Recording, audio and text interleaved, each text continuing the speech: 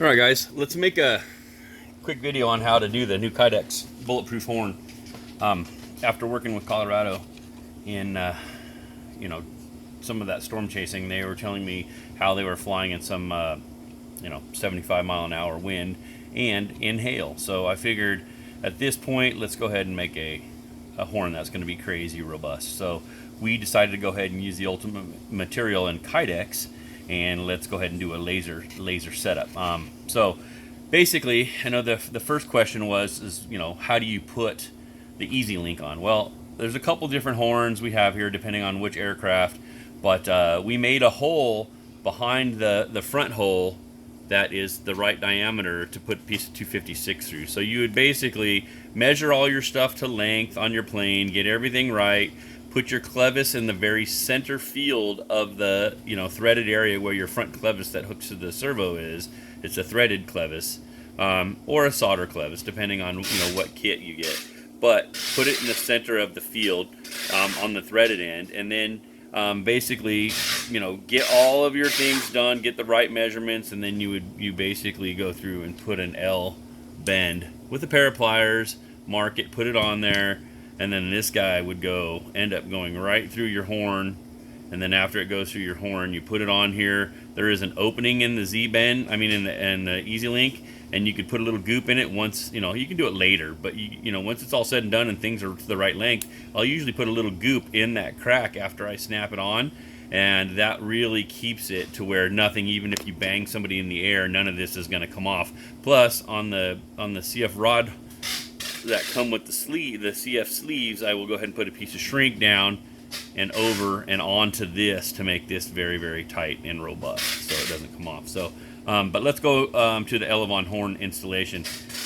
You got two base plates that go on this system, and then you have one that's marked T and one that's marked B. The one that's marked T has holes that are a little bit larger through it for the 2mm screws to go through, so they will slide right through.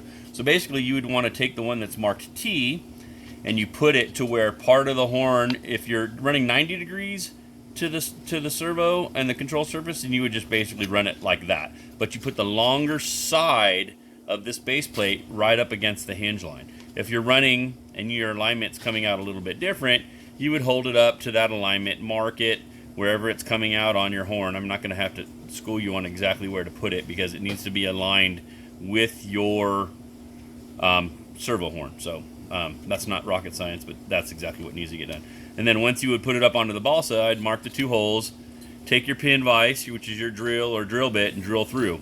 Once you drill through, you would slide the base plate down and on, which is marked with the T, with the longer side here.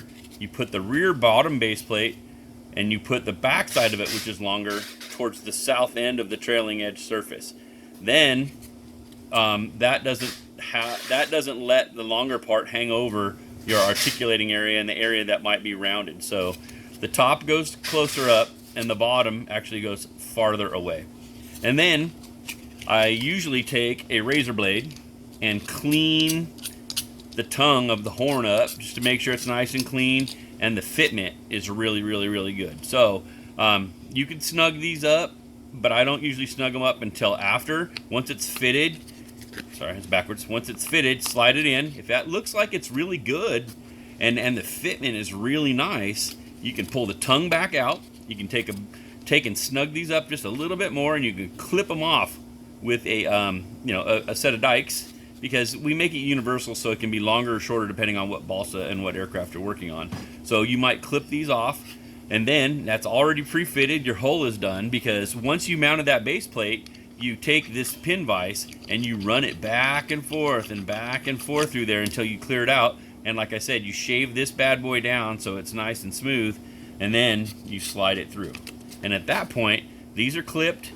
I haven't clipped the horn yet, but both of the metal screws are clipped. So what I would do is make sure all your fitment is good, and then add a dab of goop down inside the balsa and a little bit on the top. Either that or add a little bit on the horn, slide it in. Once it comes through, you already have your screws clipped off. Put a little bit of goop right around the base plate of that. Let it dry, and then after everything dries, then go ahead and take a pair of dikes and clip that off. And I think I had a couple pictures in one of the other threads where that is clipped off. And then you're good to go. And then, you know, you want to make sure all this is lined up prior, and all your, you know, your horn is mounted in the right place, and you want to pre-fit everything, and then put that bad boy on there. If you have carbon, you already have carbon on here. You go ahead and take this bad boy and put it on.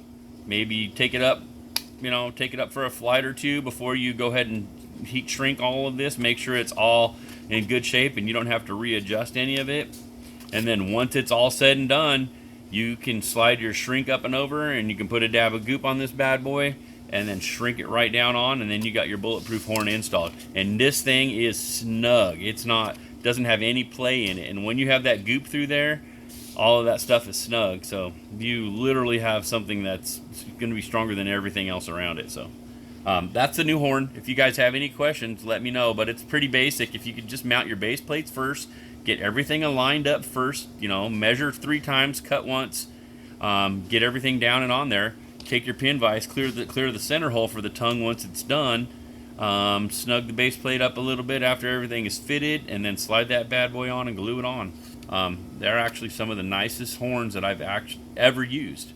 So there you go, guys. I'm gonna go ahead and post this video up. Let me know if you have any questions.